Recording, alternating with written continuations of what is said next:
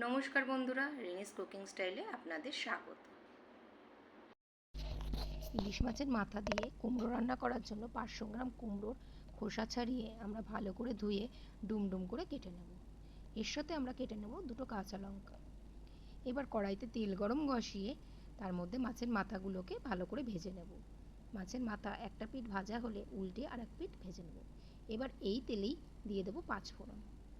5 ফোড়ন দিয়ে আমরা কেটে রাখা কুমড়োগুলোকে কড়াইতে দিয়ে দেব। কুমড়োগুলোকে 5 মিনিট ভেজে নেব।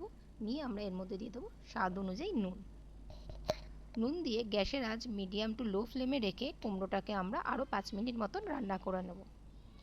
নিয়ে এর মধ্যে আমরা দিয়ে দেবো সামান্য পরিমাণ চিনি আর হলুদ। এরপরে যে মাথাগুলো আমরা ভেজে রেখেছিলাম সেগুলোকে হাত দিয়ে ছোট ছোট টুকরো করে ভেঙে নেব। নিয়ে আমরা এই কুমড়োর মধ্যে দিয়ে দেবো। কুমড়োটা ভালো করে ভাজতে হবে যতক্ষণ না কুমড়োটা নরম হচ্ছে।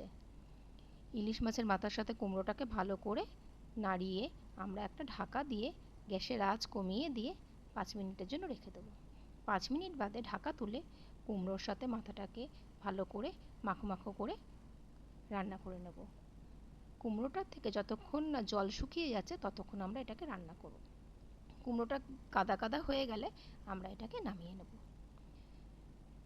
এটাকে গরম ভাতের সাথে আমরা পরিবেশন করব। আপনাদের এই রেসিপিটা কেমন লেগেছে আমাকে অবশ্যই জানাবেন।